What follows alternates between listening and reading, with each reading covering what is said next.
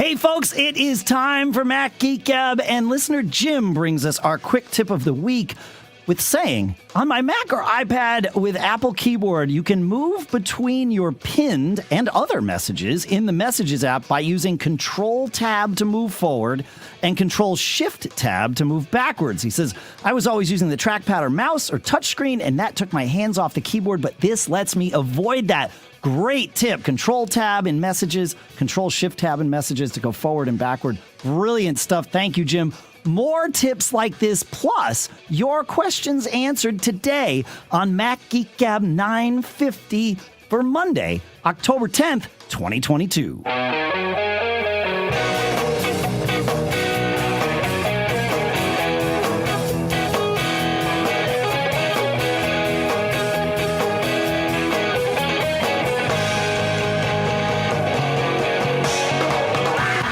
Folks, and indeed, welcome to Mac Geek Gab, the show where you send in tips like that. You send in your own questions. You send in cool stuff found. We share the cool stuff found and the tips.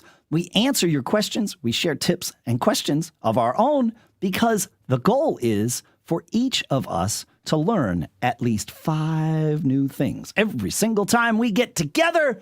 Sponsors for this episode include BBEdit at barebones.com. Now supports creating multiple notebooks in desired locations, any desired locations. In fact, we'll talk more in depth about that a little bit later here. For now, here in Durham, New Hampshire, having a little bit of an Indian summer I'm Dave Hamilton. And here in Fairfield, Connecticut, this is Jonathan Braun. And here in Lee, New Hampshire, Pilot Pete, at least for a few more days here. Thanks for having me back, guys. That's a great tip, Dave. You know, I read that tip in there, and I was going Command tab, and it's just taking me to other programs. No, sir, Control tab. That's beautiful. That's why I did the same thing. I'm like, wait, no, Command tab wouldn't work. What's he talking about? Yeah. In fact, I had even done it while I read his message, and it worked. And then as I was prepping it for the show, I'm like, wait, Control tab? No, he meant Command tab. I'm like, no, that's not what he meant. He meant Control tab. So yeah, Control tab. So yeah. Don't confuse yourself, folks, like I did. Yeah, like we all did, which is why I said it twice in the intro there. But yeah, we'll see. Hey, we have, I wasn't lying. We have a ton of quick tips for you all this week. The first thing I want to do, though, is I want to answer some questions because I know that once we start into quick tips, we got so many from you this week that we might not get to the end of them before we have to go. So, John, you want to start us off with, ironically, listener John's question? I'll start us off with John. Sweet. John says, after adding up all the folders on my SSD, internal SSD drive in my MacBook Pro, I believe that I should have about 400 gigs free. The Finder believes the amount to be 170. Can you address this? Absolutely. And some other people address this as well. So, Dave, I've personally found that APFS is lazy or inaccurate when reporting free space, and that it lies. I wouldn't disagree with you. There are places to look, which I think you're probably going to get us to, but yeah, I agree. Right. And I was wondering this as well. So I found a dandy article from our friends at Eclectic Light called Where Did All That Free Space Go on My APFS Disk? And this article gives several suggestions of where to look. Some of it involves disk utility. Some of it involves the terminal. And he also points at some likely suspects. I think the major one being snapshots can take up a lot of space, and they happen pretty much automatically. So that's it. Now, I found what may help. So one thing he talks about is look in about and see how much space is listed as purgeable. So doing that, so, about this max storage, you're going to get a list of all the different categories of things that are storing data. And you may see one called purgeable. Well, I think by going there, it causes it to then maybe start purging it. The other could be when you just get low enough on free space, it will start ejecting it itself. Okay. Yeah. Yes, that's true. It will. Yeah, for sure. I mean, a couple of things that I found that sometimes works. So one, running disk utility from recovery, I've had free space up. It kind of nudges it, I guess. Another is safe mode. That cleans up some stuff as well. And then, of course, there's our friend Onyx, where you can also clean out things, especially in the maintenance and cleaning category. That can free some stuff up for you as well. Cool. I looked at that article that Howard Oakley put up, the one you mentioned, and he's right. And I think Snapshots would be the first place I would look, because they will just consume so much space. Like you said, it will be purged when the system gets down low. But if you want to manually purge it, Howard's article points you to the only utility that existed at the time to do that, which was Carbon Copy Cloner. But that article's from 2020. Since then, Apple has added the ability to view snapshots in disk utility on the Mac, which is so much better. And you can delete them there too, just by highlighting and clicking delete. So you just go to your disk, and you would go to the data partition of your boot disk. And eventually, it might take a minute for those snapshots to appear, but eventually they will appear. And then you can choose to delete them and kind of get rid of them if you want. So that if you've got Carbon Copy Cloner, it's a good utility to do that with for sure, but you don't need it anymore. And I think this is new as of, I don't think it was in the first builds of Monterey. I think it came out sometime like over the past year. But anyway, it's there now in Monterey, and presumably is also there in Ventura too. So I'd like to take a brief tangent too on that, which is your thumb drives, that sort of thing. That took me a while to get used to in macOS, which is if you delete something or throw it in the trash on your thumb drive, it's in the trash. It doesn't go away till you empty your trash. So it's kind of a sign tangent, but why can't I put something on thumb drive? The space is there. Oh no, it's not. So, yeah, good point. And Brian Monroe in the chat at live.macgeekgab.com points out, or asks the question, can disk utility delete the snapshots created by Carbon Copy Cloner? It can go in the other direction for sure. Carbon Copy Cloner can delete snapshots that it creates as well as snapshots created by anything else. I believe disk utility just sees all snapshots no matter what. I'm a little hesitant to launch disk utility and have it start enumerating and sizing snapshots while I'm trying to do audio recording here on this computer, because I think that's wrong. I don't know. 17 and a half years has taught me not to let things chew on the disk too much while I'm trying to record. But that it is a good question. So if let's put it this way, I'll revise my advice. If you have Carbon Copy Cloner, that likely means you are using it, and therefore likely means you are using it to create snapshots. So if you have a Carbon Copy Cloner, use that to manage and delete all of your snapshots. If you don't have Carbon Copy Cloner, good news, you don't need it. Just launch disk utility. That will show you all the snapshots that your system is creating. So, yeah, good stuff. All right. A question from Brian, different Brian. This came in via email to feedback@macgeekgab.com, because that's the address that we use. Wait, where'd it come to? Feedback@macgeekgab.com? I think he said feedback@macgeekgab.com. Okay. That is indeed correct. That's where listener Brian sent in this question. I'm having problems with FindMy keeping track of my AirPods and playing the alert sound. Same, Brian. He says, I've never been able to get FindMy to trigger the alert sound, even when the AirPods are right next to me. I've also never been able to get an up-to-date location for my AirPods. Whenever I've checked, the last known location has always been at least a day old, even when the AirPods have been near me and my iPhone during much of the intervening time. At the moment, I have my iPhone with me, and I know the AirPods are somewhere in the house. FindMy is saying the last time it saw them was yesterday afternoon in my house. It's now almost 24 hours later, and I'm certain the AirPods have a decent charge, and I'm 100% certain they are still in my house. I'm also unable to trigger the alert sound. The FindMy app is trying, but unable to connect to them. What's going on? So my first question, well, my first comment is the one I made as I was reading Brian's question, which is, welcome to the club. We've got jackets. Actually, we have T-shirts. Go to macgeekgab.com/merch, and you can get one. If you're watching the video, I think Pete's wearing his today. Yeah, but I've experienced the same thing. Apple says that AirPods 3rd gen and both generations of AirPods Pro are capable of being located while in their cases, whereas all the others are only locatable when out of their case. Additionally, the 2nd gen AirPods Pro add the ability to find the case separately from the AirPods themselves. So I think this problem is solving itself as with AirPods Pro Gen 2 and presumably later.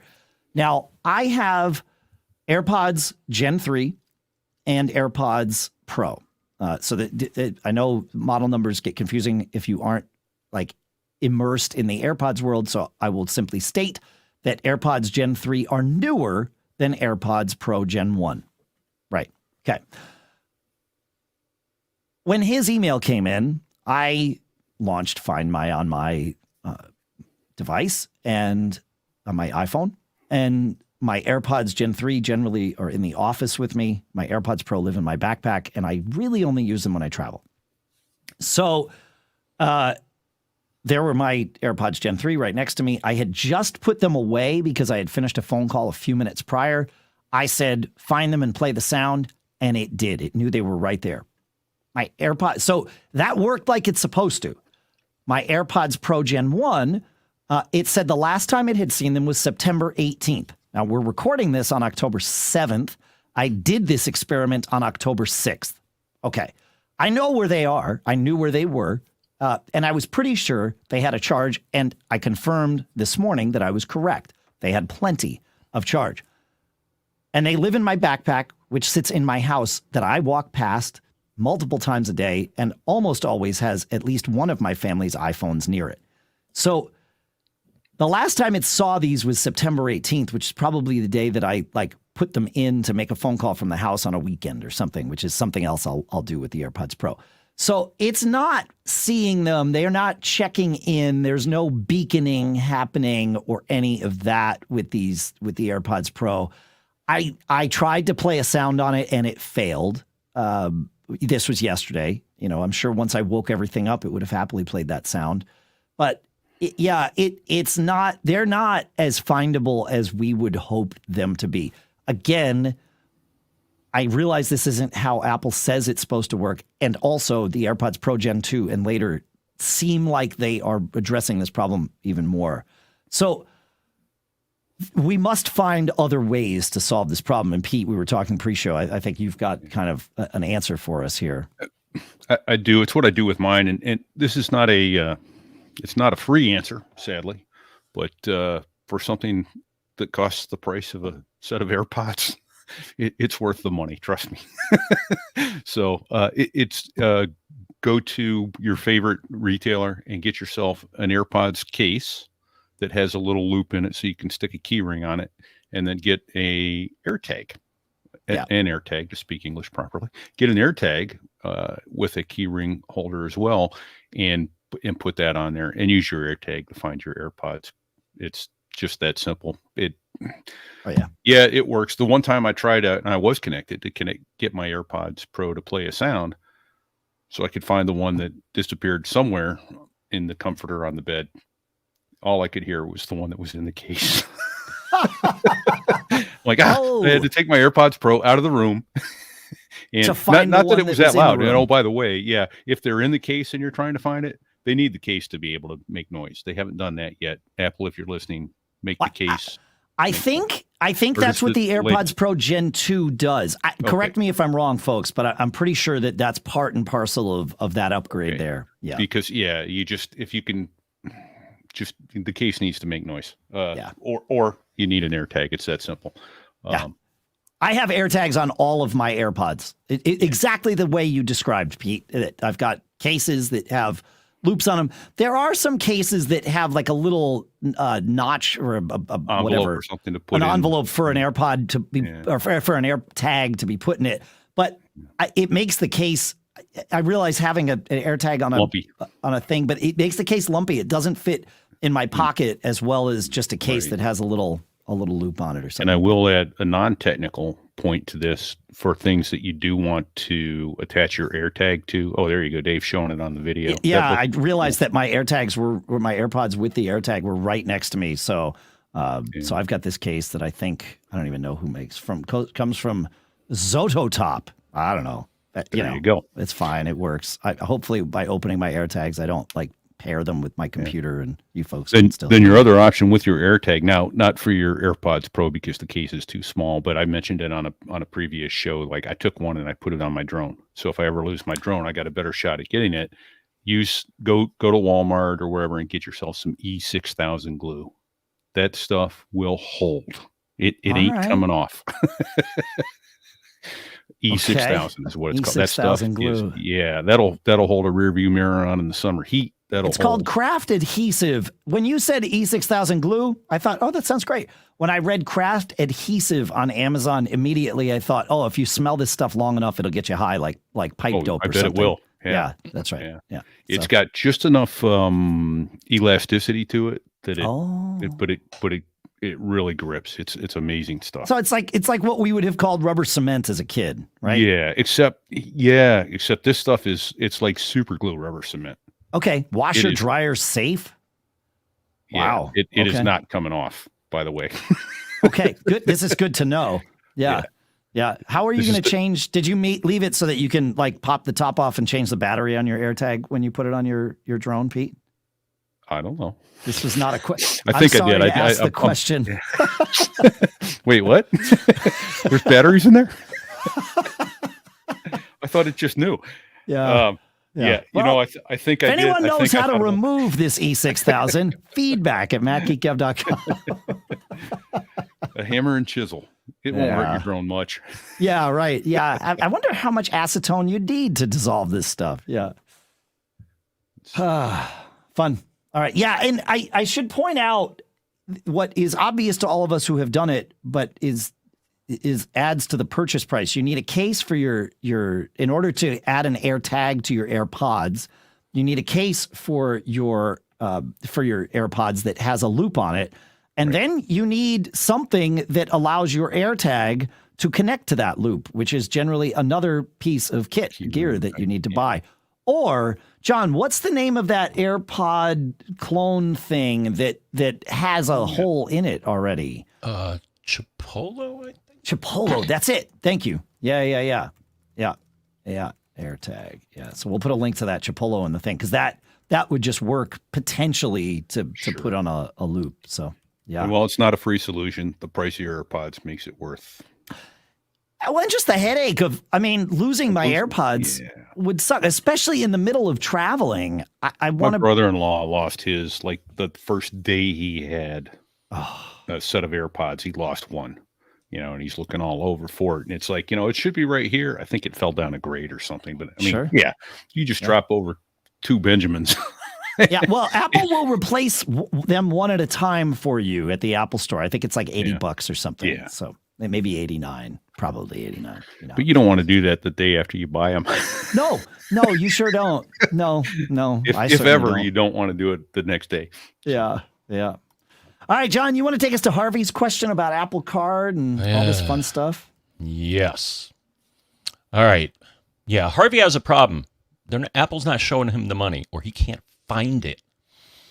That's upsetting. So he says, I have an Apple Card and an Apple Cash Card question. I'm very confused about how I access any of the money that is accumulated on my Apple Card.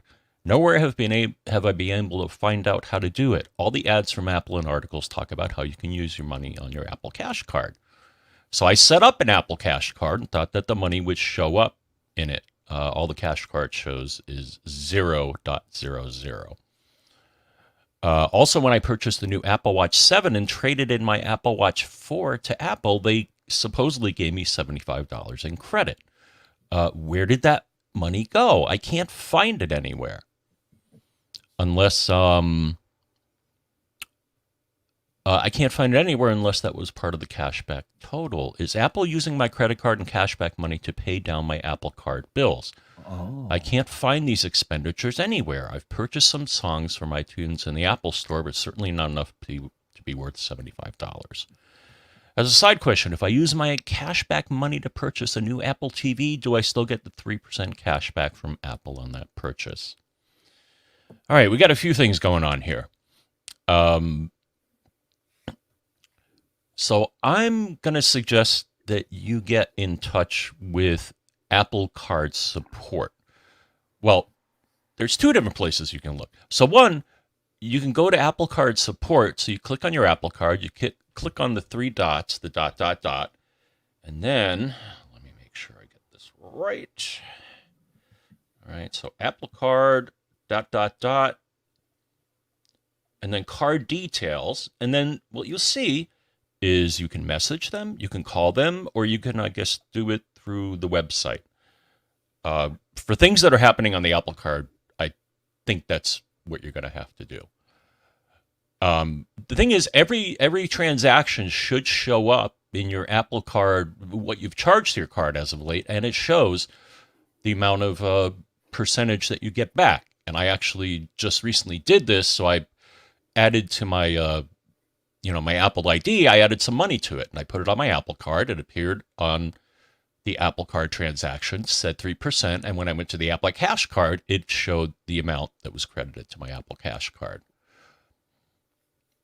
So I think that's the best. You can also, now, if you tap on the Apple Cash Card, you get a different path in that at some point it says contact Apple for support.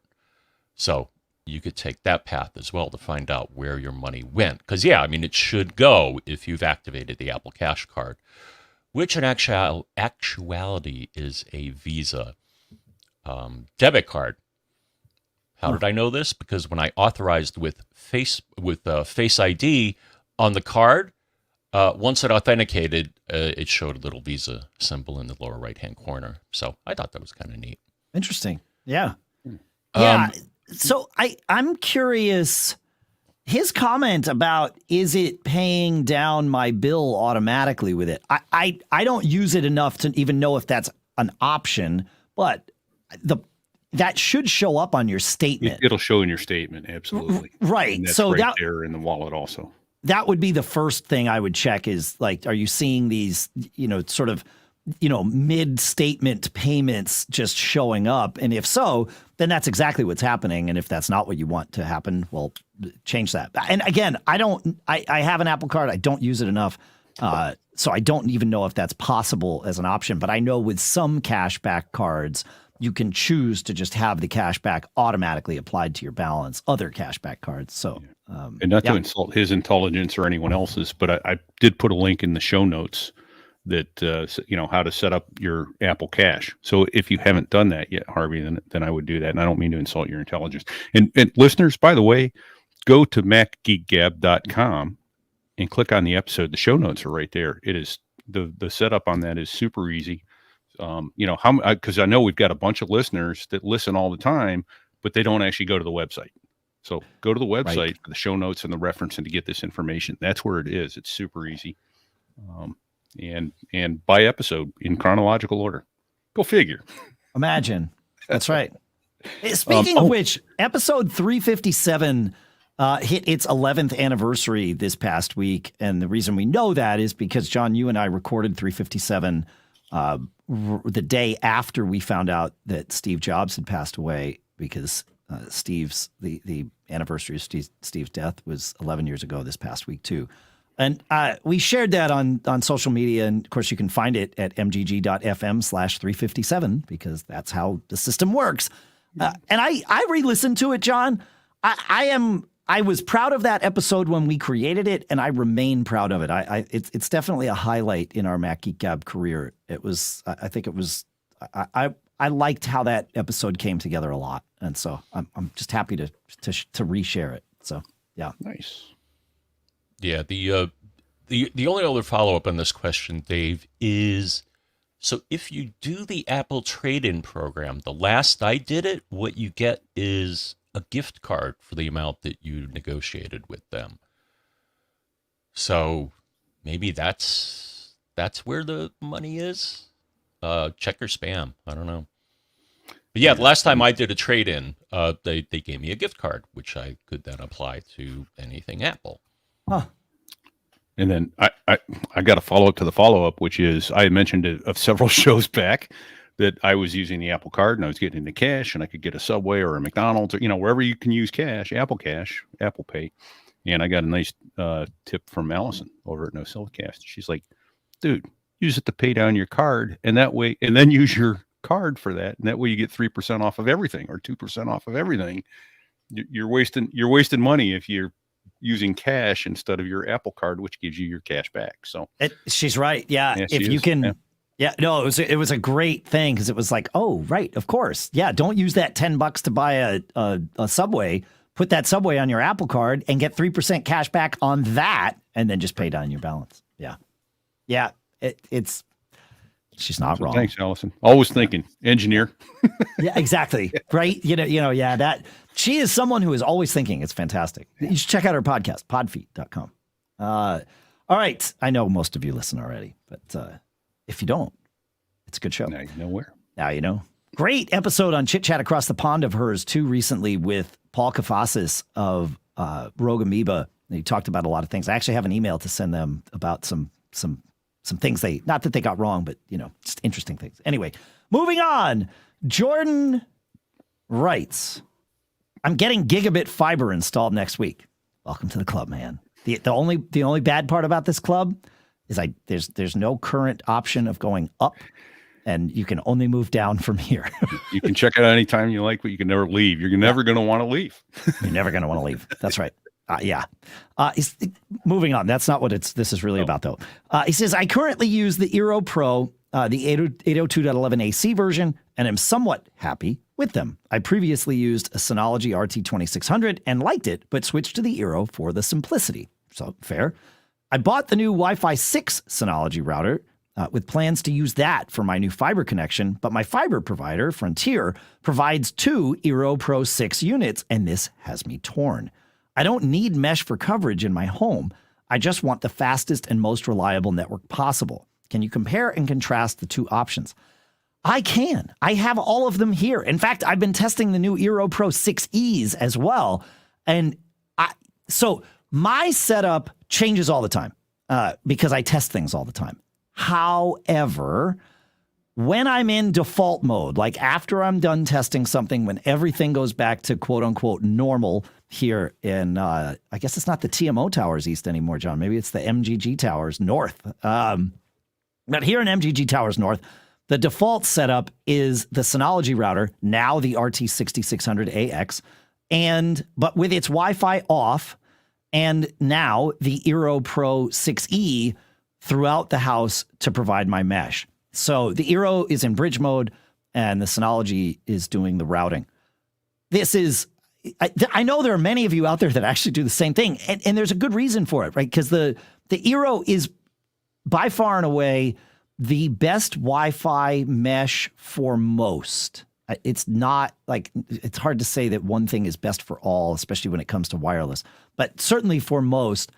And the Synology router allows me all the flexibility that I want in a router, including all the features that I want, like an inbound VPN and using different, what do they call it? VLANs, right? All of that stuff, which I'm now using some because I'm crazy.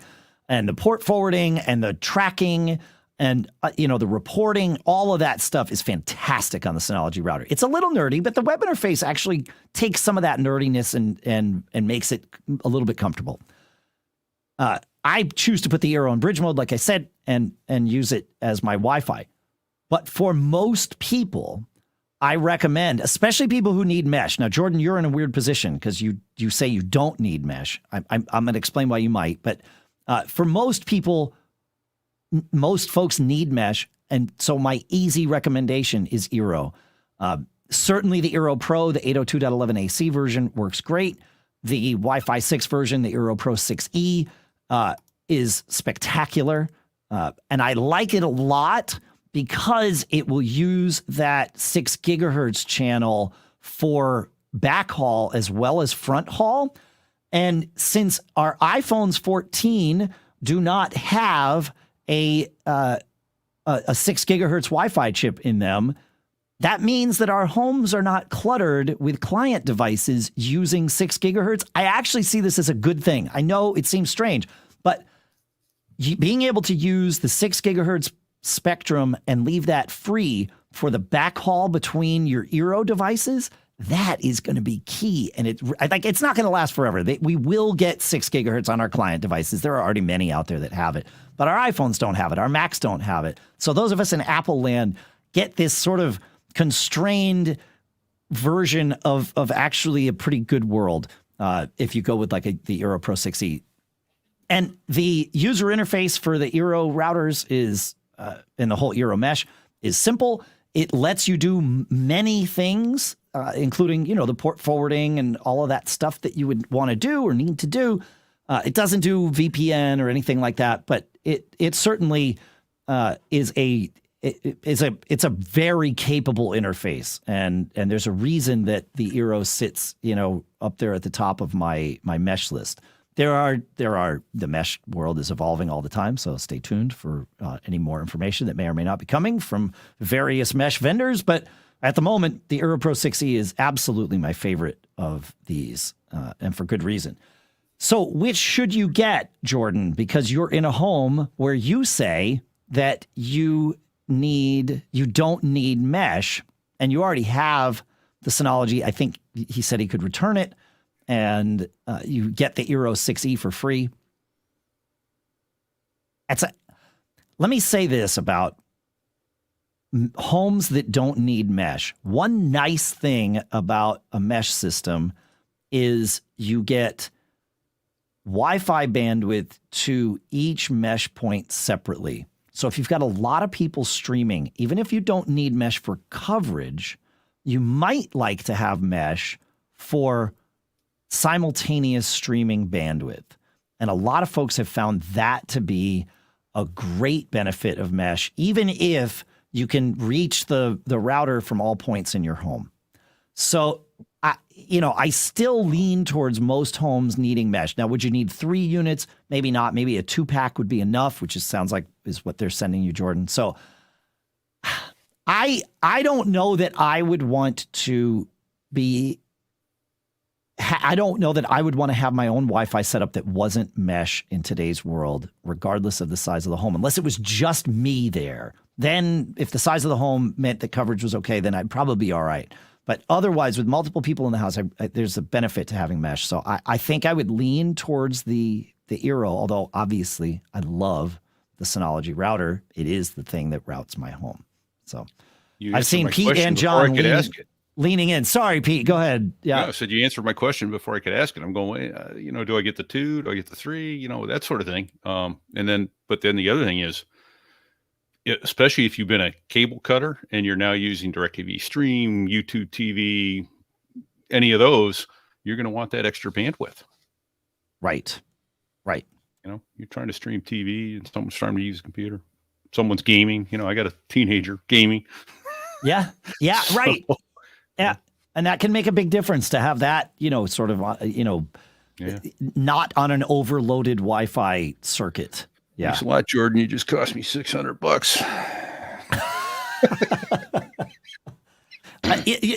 For like a house like yours where you need that mesh backhaul to operate, I'd be really eager to see how the Eero 6 gigahertz works. Now, the thing is, as you increase the frequency, you decrease its ability to penetrate walls and things like that. Obviously, with 5 gigahertz, the difference between 2.4 and 5, 5 works great at going through walls in most homes. In my home, 6 gigahertz worked fantastic. In fact, let me pull up my notes on this. But just about some of the speed tests that I did. I think I put them right here. I don't know. What do I do with all this stuff? Yeah. So I was getting like I have one Eero, sort of the one that comes into the house on the top floor of the house on one side of the house. And then the living room is one floor down and completely the opposite side of the house. So a good, 40 feet away 40 feet over and then, 12 feet down or whatever, 10 feet down, whatever it is, and through many walls. Yeah. And I was getting, for backhaul through that, I was getting like 500 megabits per second, which is quite a bit up from what I was getting on the 5 gigahertz. So, and it's not just the gigahertz, it's now, 802.11ax and all of that stuff.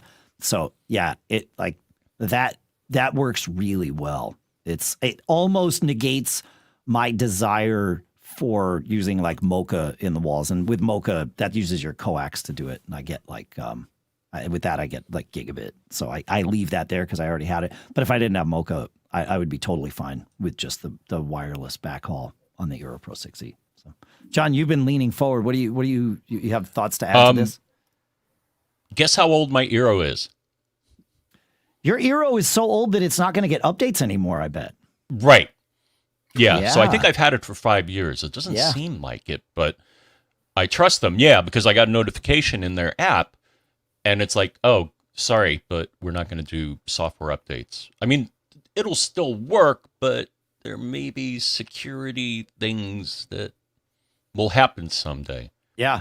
Well, we'll talk. We got to talk to our friends at Eero this week and see if we can help remedy that for you, because we got to have you testing the good stuff. So. Yes. I mean, what I have now, I love the first generation. I mean, it covers my whole house. And the speeds that I get are appropriate for the type of unit that it is. Yes. But yeah, I need newer standards. Yeah. Yes. You've got high standards, John.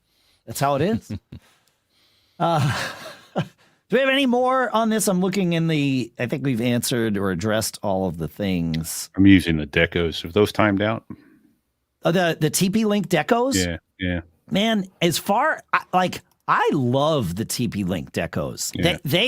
They're in an interesting spot, right? Because they're able to build all their own hardware and everything. So they're able to really keep the cost down on those units and deliver a pretty high quality unit. Like it's Deco. I always say that Eero and Plume are sort of tied for the top right now. Eero with the 6E, it definitely is number one. Yeah, for sure. And then, so, Plume's fallen down the list a little bit and probably below TP-Link at the moment, because TP-Link does have the 6 gigahertz stuff in the current decos. But you're paying like half the price for the decos. Don't hold me to that. It's significantly less for the TP-Link decos, and it's partially because they're such a large company and they're able to do things in a different way, but they build all their own stuff. They've been working well for me up to now. I'm wondering what it's going to be like if we get fiber. Oh yeah, because the cable's been hanging at the end of the street for the better part of 9 months now. How many deco units do you have in your house total? You're using 3. Okay, I should look at my stash here, Pete. I might have the TP-Link deco 6 gigahertz thing that would work for you. Yeah. Please remind me of that. I hate like when stuff just sits. Okay. Yeah. So if we can share it around. I don't sell my review units because I like to be able to sleep at night. Got any M2 laptops laying around, Dave? I wish I did. Yeah. But I don't get laptop review units from Apple very often. And secondly, they want them back when I do. So studio units maybe there. Yeah, that'd be nice. I would like that for sure. All right. We're moving along. Let's we've got a couple of like PSA type tips that you surfaced this week, John. You want to take us to Graham? Absolutely. Yeah. Public service announcement or a warning. That's right. So Graham says this is an interesting piece of info about iOS 16, which means that currently automated iMazing backups can't proceed without manually authorizing them each time. And he attached an email from DigiDNA or iMazing support. And they say this issue is caused by a new requirement put in place by Apple in the latest versions of iOS for the passcode to be entered before a backup. We aren't sure if this requirement will stay in place in future betas. And I think that may be the key here, or future public stable releases, or if there's some way to bypass this. Huh. The weird thing, Dave, is that so my story is, let me check this out. And I went to my Mac and went to iMazing and looked at the last time my iPad and my iPhone were backed up. And the answer was not for a while. And I'm like, oh, great. What did I do? So I ran the backup. It didn't ask me for my passcode, but it did ask me to plug the device in via USB, which is what I've had happen when something within iMazing is like, I can't reach the device that you said I could reach via Wi-Fi. It's like, well, plug it in via USB and then do that, and then it'll work again. And in my case, it did. So I have never had my computer ask for authentication to back up one of my... I mean, there's the initial connection. Did you try it on a Wi-Fi backup? Because that's what listener Graham was saying is, interesting. Huh. But it wouldn't resume the Wi-Fi backup until I did a backup via USB. Right. But then subsequent to that, you've been able to do Wi-Fi backups via iMazing without having to type in your password. Mm-hmm. Huh. I wonder if Graham, he sometimes is in the chat room, but he's not today. I wonder if Graham was running, it didn't sound like Graham was running an iOS beta, but maybe, right? Like, I'm just trying to figure out what the difference is between Graham's setup and yours. Regardless, good PSA to know that if you're backing up wirelessly with iMazing, you might find this to be a problem, and iMazing is aware of it, and I guess we're all just waiting for Apple to resolve it. So, yeah. All right. Well, good PSA. Anything more on that before we go to David? Nope. All right. Take us to David, my friend. All right. And another warning from David. Here's something I stumbled across today that I think everybody should be aware of and that I hope nobody ever needs. I was checking out my medical info and looked at the medical ID info on my phone and watch. I was surprised to find the information was outdated. My medical contact is my ex, since we get along. That's nice. I kept her as my emergency contact after we parted ways. When we split up, I edited her info in contacts. I don't claim to know better than the good folks at Cupertino, but if I were in charge of the Department of Common Sense, I would ensure that updating contact info and contacts for an emergency contact would update it in health and update the information in medical ID. At least in my case, this did not happen. In fact, the phone number listed for her in medical ID was our very old landline, which I got rid of long before we split up. The only way I found to update the info in medical ID was to remove her as my medical contact and then re-add her. Doing so updated all the information to the correct current data. After updating the info, I tried editing her info again, and it did update the medical info in health, so it seems it was a one-time glitch with my gear. But it might be a good idea for everyone to double-check their emergency contact, not in contacts, but as a first responder would access it, using medical ID or info on your phone or watch. Okay, thank you, David. Yeah, interesting. When I read his thing the first time, and as I was hearing you talk about it, I thought, okay, well, that makes sense to me that you wouldn't update the emergency contact, because what happens if you delete that contact from your phone? Now you have no emergency contact, right? So like that, not having that link there, there's some logic to that. But then it sounds like, at least for him, the reverse became true once he put that contact back in there. So maybe there's not logic to that. I don't know. I don't know. For what it's worth, I checked mine and it was good. I hadn't changed any of my wife's contact information in contacts and see if it, so. Yeah. It doesn't have, sorry, go ahead. I was just saying, I suppose I could change something and see if it carries over, but. Fair. Yeah. Interesting. Yeah. It is, if nothing else, it's good to remember to review that stuff like once a year. regardless of whether or not you think any data has changed. Yeah. I try to do that sort of thing with the time change, the batteries and the smoke detectors, that sort of thing. But does anybody know off the top of their head, because I don't, how you get that? I know that emergency medical contact, I've had it in there. Someone finds me unconscious on the ground and my phone is there next to me. How do they get my medical information? I forget. It shows up on the lock screen, right? If you hold the two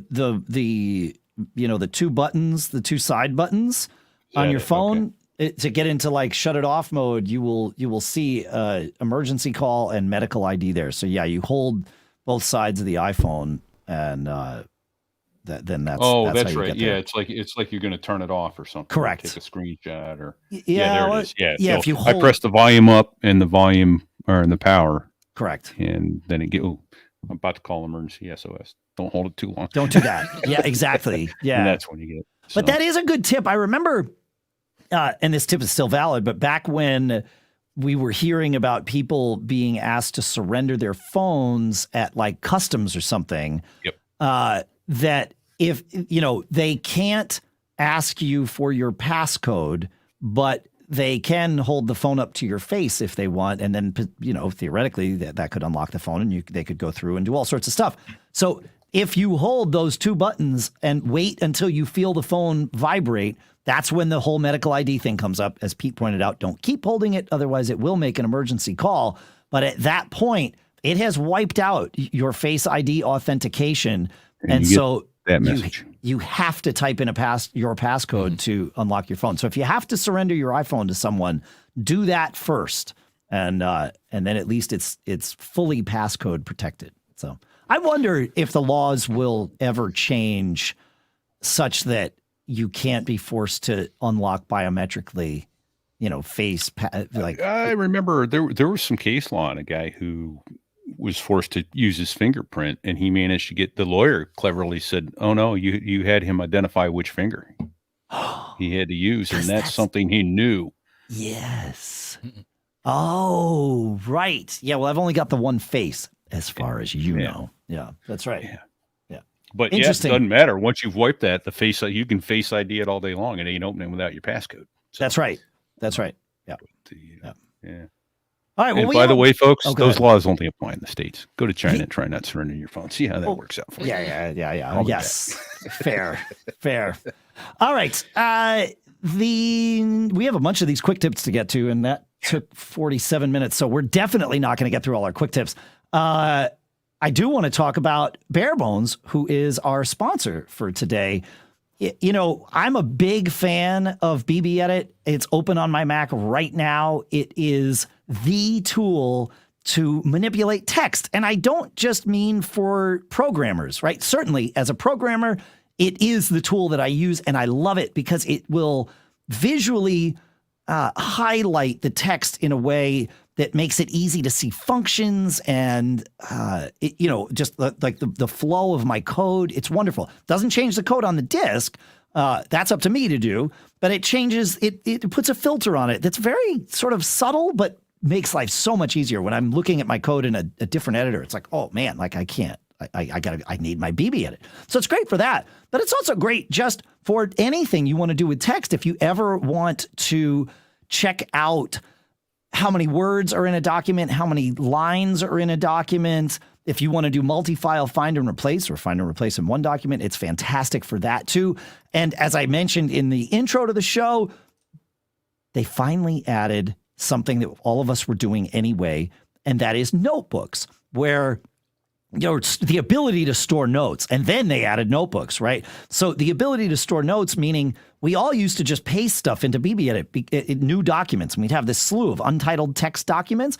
Well, now they allow us to have a notebook that just has notes in there so that we don't have these untitled text documents that automatically will name them based on, the first characters of the text that we have in there. And it's a nice place, if we're going to do it anyway, to just store our stuff.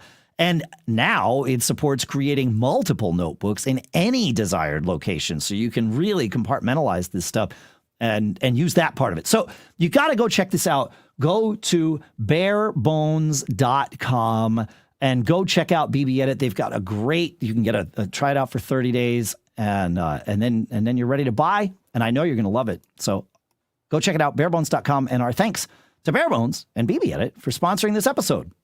All right, we got a bunch of quick tips now to dig into, and I don't know how many of them we're going to get to, and that's okay, because good news, guys, I got approval. We get to do the show again next week.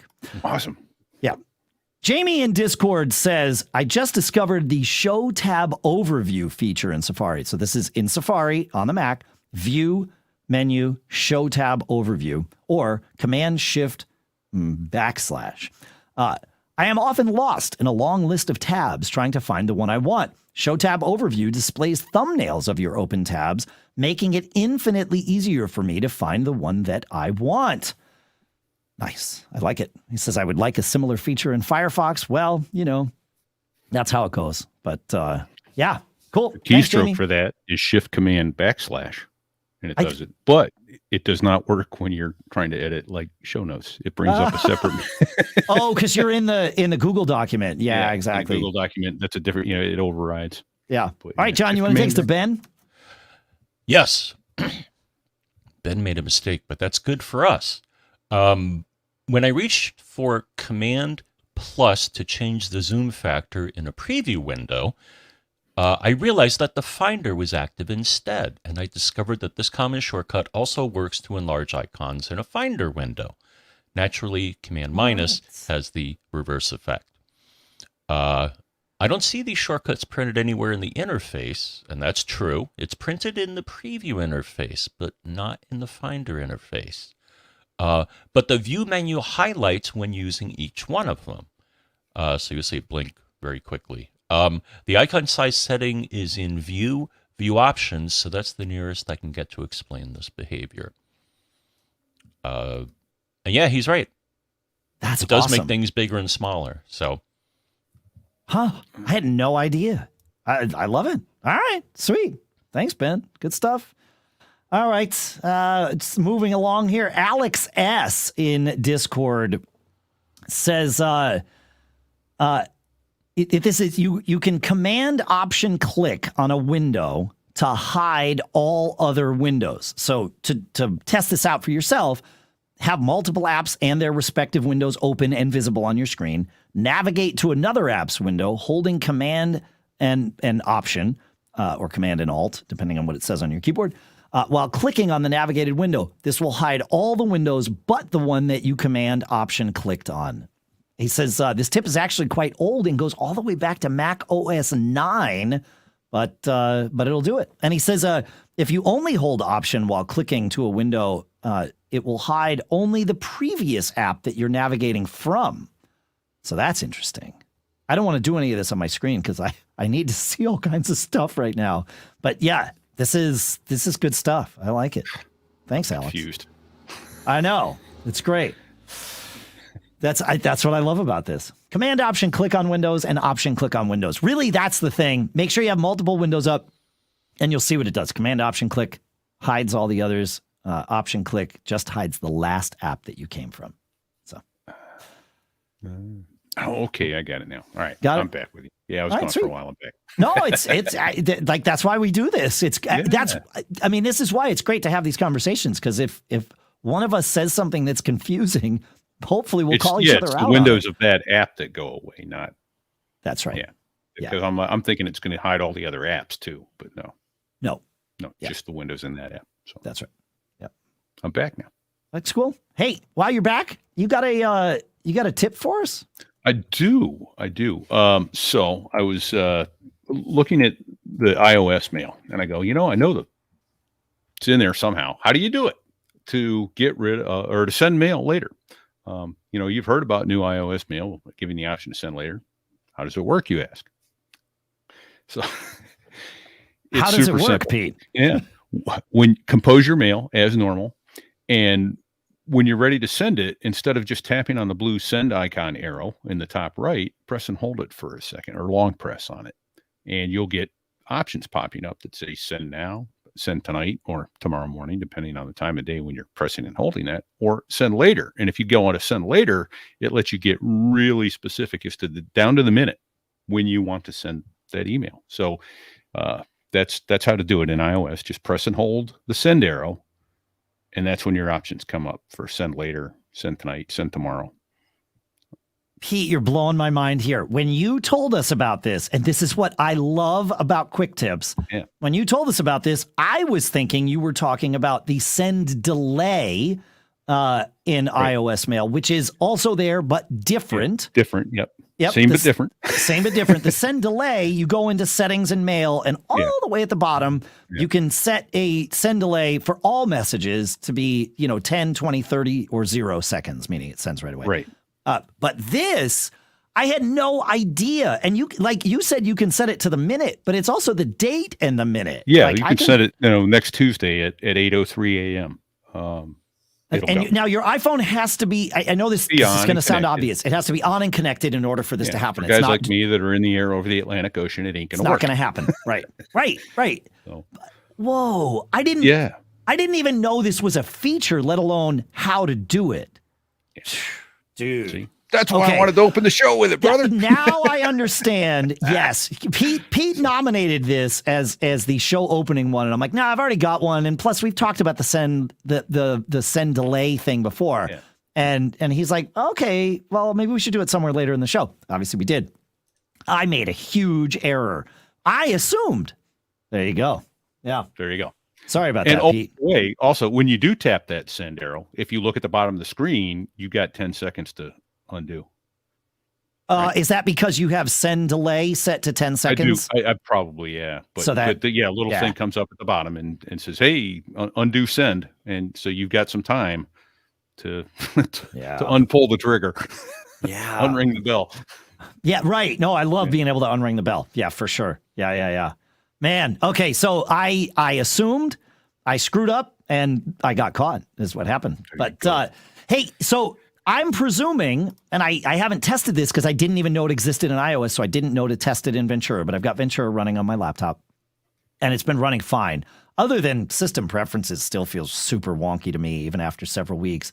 But I have been testing Ventura. Apple says Ventura is coming this month, a.k.a. October of 2022. As of this morning, Friday, October 7th, when we're recording this, they have not announced a date. I'm guessing we're going to hear that date within the next week or so. It seems like it would have to come. And I'm guessing that iPad OS 16 will happen at the same time. And that's less of a guess because Apple's basically said that that's how it's going to work. But I am eager to see if this feature exists in macOS Ventura, because if it does, that's super handy. I wish I could set, well, maybe once it's in macOS Ventura, we'll figure out what the defaults write command is to set it, the send later from 30 seconds to like maybe 120 seconds, because I like a little more than 30 seconds to let my brain cogitate. Yeah, to go, oh, crap. Yeah, exactly. To not get caught, Pete. That's what it is. Yeah. Which evidently I'm having a problem with today.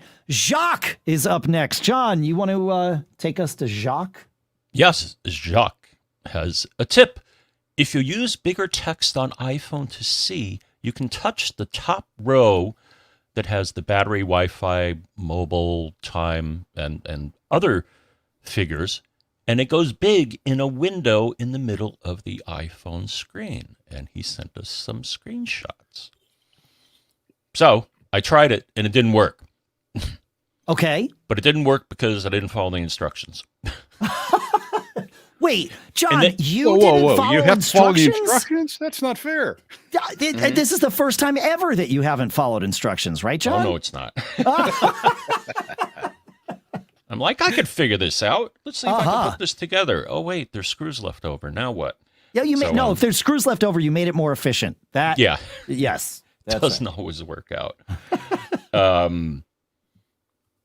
right, so there are two places that I think you can do this, Dave. So one is settings, display, and brightness, and that has a way to set various display things. And where is it? Text size. So there's text size.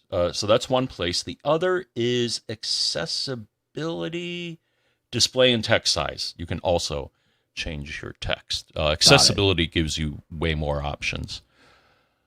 The thing is, I just tried it this morning, Dave, and it didn't work again. So I don't know. All right. Well, cool. This is how things are. We'd love to hear from you folks. I set my text size all the way up, and what does it get for you when you touch those? Because I get like the battery icon, my Wi-Fi icon. Yeah, that's okay, you got it to work. Okay. So so I mean, the battery icon isn't too useful. And then I touch. There we go. And I touch the icon, and it comes up. Oh, that's pretty cool, Pete. Pete's showing us on the video, but yeah, it floats a much larger version of whatever that is in the middle of your screen, so you can see a zoomed in version of your Wi-Fi or battery icon or whatever, just to be able to see it. That's pretty cool. What it does not do is give you the actual battery number, which if you can't see isn't very well. And I think we had on a previous show, you could say, "Hey, S lady, what's my battery percentage?" And she will tell you. That also works, by the way, for hey, S lady, what's the battery percentage on my watch? What's the battery percentage on my AirPods? And she'll tell you that too. Yeah. Yeah. It's pretty good. It's one of the easiest ways to find the battery percentage of your AirPods because it's like getting it to, I don't know. Yeah. Got to open it right next to the phone. Right next to the phone. You got to hold your tongue in your left cheek. Close your right eye. Yeah. What is up with that? Why is that such I feel like I'm casting a spell and I'm screwing it up. Conjuring up the battery percentage. Yeah, I'm conjuring up the battery percentage. Show title. I thought that if there are screws left over, you've made it more efficient was going to be the show title. And it might be, because that's kind of funny. But that's true. But the conjuring up the battery person, I don't know, man. Like I don't get it. Yeah. All right. In Discord, listener pcunix shared, speaking of tapping on things and having them come up, prior to iOS 16 and watch OS 9, you could tap the charging icon on your watch while it was on the charger and see the percentage charge within a circle. With iOS or with watch OS 9, it gives you a new screen and it will tell you not only it shows you the green circle or the circle, which would be red, yellow, or green, depending on the status of your charge, the percentage charge, and what it is doing. The screenshot he sent was charging to full, which tells us that the watch has decided it is time to charge to full. But at times, the watch will do smart charging or whatever, and it'll only charge to 80% or whatever all that stuff is. So yeah, it's fascinating. You get a little more status. And all you got to do is your watch has to be on charge and you just tap the little charging indicator in the upper left corner of the watch when it's on that, and then it'll show you. So great tip, pcunix. Thank you for that. So, it's easy for you to say. That is for stay with the new lips. PorthosJon also in Discord shares this one about, while we're on the subject of watch, he says, I got an Apple Watch Ultra. Pete's is on the way. He says, and I like it. But for this quick tip, at first, I thought the action button on the left side was super limited, what I saw during setup, as to what it could activate. Then I found that if I went to settings after the fact, I could set the button to activate a shortcut, any shortcut that I've created myself. And that makes it infinitely versatile. I might argue with infinitely versatile because Apple's put some blockades up around shortcuts, but it's a good one for sure. So yeah, good. I can't wait till you get yours, Pete, and you can tell us all about it, my friend. I am stoked. Yeah, it's good stuff. All right, we have tons of quick tips to go through. John, this is timely. You want to share the things that you found about the MagSafe charger? Yes. I came across something in one of my feeds, and it was like, hey, new firmware for the Apple MagSafe charger. And it's like, oh, interesting, because I have a couple of those. And you can see, so the thing is, how do you even know what version of firmware is on your MagSafe charger? Here's what you do. You go into settings, general, about, and somewhere on that screen, I can't see it right now because I don't have these devices hooked up, but you're going to get a new entry. One will be MagSafe charger. And so you hit that, and then it'll show you the various attributes, the model number and things like that. And then it'll show the firmware version. Really? One of mine was not up to date. Say it ain't so. And I think I know the reason why one of mine was not up to date is that it wasn't connected to a Mac. It was connected to a power source. Oh. But there was no way for it. As far as I know, what they suggest to make it happen quicker is to actually plug your device into your computer. At least that's what worked for me. So how else would it update? Is it going to update like over MagSafe from your iPhone? I think there's some data communication happening between the two. I don't know if it's firmware. Okay. All right. Yeah, I mean, they say that like Mac Rumors has a piece that you link to about updating the MagSafe battery pack, and that they say you just attach it to your iPhone and let it do it, or you can connect it to your Mac or iPad with a lightning cable, lightning to USB cable, and let it do it that way too. Yep. Interesting. Okay. The bad news is that the MagSafe charger, they don't know what the firmware update does. The MagSafe battery pack, however, what it does is increases the charging speed to 7.5 watts. Oh, yes. Nice. Okay. So I did all that stuff. So if you're in a MagSafe, update your stuff. Yeah, for sure. Oh, that's fascinating. Huh. I didn't even realize that was possible. I love this. Like a data transfer across MagSafe, like that. I feel like we're not using that enough. If it's possible to update the firmware of a battery over MagSafe, I want more data transfer happening over MagSafe. Mm-hmm. Like, why not? Yeah. All right. One more timely quick tip, and then we have some show business to talk about, as it were. And this comes from listener Bill, who shares. He says, "I live near Tampa, Florida, which just dodged the Hurricane Ian." He says, "We lost power for 22 hours, but otherwise we're fine." Well, I'm glad to hear that, Bill, and our thoughts obviously are with all of you who are still kind of going through trying to figure out how to navigate out of this. He says, though, when the power outage hit, my UPS dutifully beeped and kept my iMac going until it could be shut down or routinely, as it happens. He says, normally that's the end of the story for me. But I had a thought. The UPS would be a great power source for charging our phones and Apple Watches. I turned off the UPS alarm so that it wouldn't keep beeping at me and shut down the UPS itself. I unplugged all the computer and other equipment connected to the battery side of the UPS. Whenever I needed to charge a device, I turned the UPS back on and easily charged our devices until the power on them was restored, or until the power to the house was restored. He says, my UPS has a screen on it and it was showing over 100 minutes of power left the last time I charged my devices before the power came back. Yeah, your phone doesn't take much juice, but it needs juice. And so using that battery to do that makes that, that's really smart. My friend Dennis, who used to run a website called Linux in Maine, I don't think it's up anymore, but Dennis was always one who was great at, and still is, Dennis is still with us, at figuring out like interesting ways of doing things. And when his power went out, he took his UPS down to the boiler room in his house. And then he took the leads off of the power connector for his transformer for the boiler, because you need electricity, a small amount of it, but electricity to fire up the boiler. And he just plugged those leads right into the outlet socket on his UPS and then turned it on. And he had heat in his house during a power outage from his UPS. Well, and his either nice. Propane or oil or whatever it was. Nice. But, yeah, it's good stuff. That's why I'm still trying to figure out. I think I told you I'm going solar, but when the power goes down, it's set up so that you're generating all this power and it's just sitting there. It can't go anywhere because you don't want to electrocute the lineman.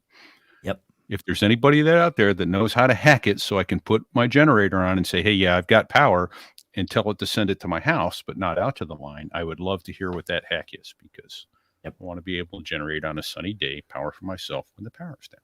Yes. Just saying. This is one of the reasons we didn't go with solar, because the ones that were affordable had that limitation. And around here, That's a problematic limitation. All right, so some show business. Easy to that's going to be my new vocal exercise warm up. Some show business. We are now live with our subscription in Apple Podcasts. This is all part of, there is the umbrella now that is Mac Geek Gab Premium, and there are many ways to be involved in Premium. We do not expect anyone to feel compelled to be involved in it. This is voluntary. It is not mandatory. You do, as part of Premium, whichever way you come in that door, you do get access to our special premium at macgeekgab.com email address. So many of you have asked, and we prioritize the emails that come into that, but we do try to go through everything anyway, because it's just how we are. But our subscription is live in Apple Podcasts. It went live, I think, over the weekend, like a week ago. But anyway, it's up, it's running. If you want to participate in Mac Geek Gab Premium that way, you can. There's not really anything quote unquote extra happening there, but because Apple's like, you need to do something that's different. I'm like, right, but that's not how our premium program works. We've talked about this. What we're doing is pushing out the episode audio as soon as it's recorded. So those of you who subscribe that way will have the opportunity to get the episode audio a few days early. Generally speaking, we normally record on Fridays and release on Mondays, so you can have it the weekend early if you like. Again, no pressure, but we certainly thank you for all of that. So that is that part of Premium. While we're on the subject of Premium, I do want to thank all of you who have contributed in the last week here. And as soon as my computer stops jumping windows around on me, I can thank you by name. Now, those of you who subscribe in Apple Podcasts, you're actually not our customers. We get zero data about you. You're Apple's customers. They send us, they send us 70% of what you send them, and that's just how that works. But we can't thank you by name. And so if you want us to know, just shoot us an email, feedback@macgeekgab.com, and we're happy to, thank you, because it's what we like to do. That said, the folks that subscribe at macgeekgab.com/premium, we do know your name, and so we will thank you. So thanks to Olga for a $10 contribution, Chris for a $25 contribution, another Chris for a $10 contribution, Michael for $25, Tony from Middleborough. Sorry, I should have been saying cities. So we have Olga from Bellevue, Chris from Windsor, Chris from Chorleywood, Michael from Quebec, Tony from Middleborough with $10, Robert from Columbiana with 10, Jason from Charlestown with 10, Jeffrey from Windsor with 25, Martin from Carlsbad with 50, thank you. Jonathan from Woodside with 25. Paul from Pomona, another 25. Ralph from Bangor, another 25, thank you. Paul from Fishers at $10, thank you. Jimmy from Cushing at $30, thank you. David from Troutdale. Kurt from Towanda, both with $25. Frank from Tunbridge with $10. Robert from Westford. Andrew from Bellington and Andrew from Edinburgh, all with $25. Thanks to all of you for your contributions to Premium. It really means a lot, and it helps us do what we do here. I have two more to share, because on Fountain.fm or any podcasting 2.0 clients, you can contribute that way too. And we're getting lots of people streaming the show that way, and Satoshi's coming in that way. We did get a couple of boostergrams. Jurassic, maybe, Jurassick. So I don't know, that Jurassic. I like that spelling of Jurassic. Sent us 100 Satoshis, V4V testing, value for value testing. Thank you for that. And 5,000 sats from Mary Oscar. Welcome to Podcasting 2.0. Well, we are happy to be here. So thanks for all of that. Yeah, for sure. It's fun.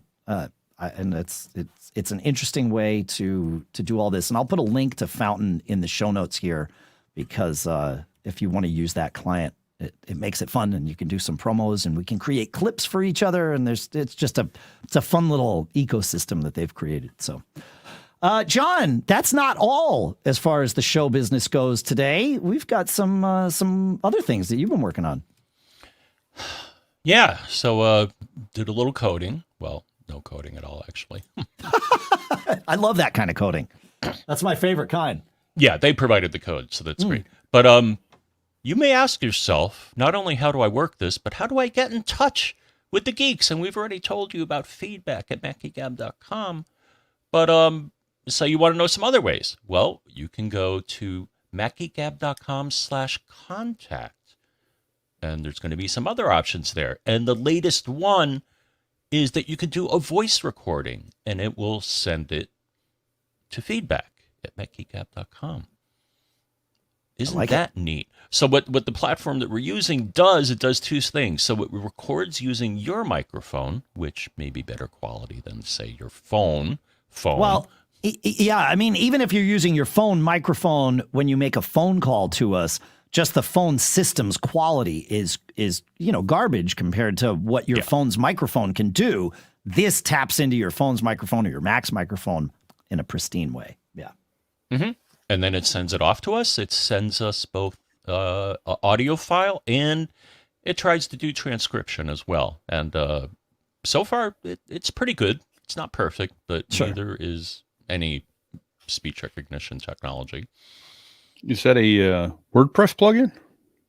No, it's a service called Telbee. Okay. Yeah. Telbee. Nice. Yeah.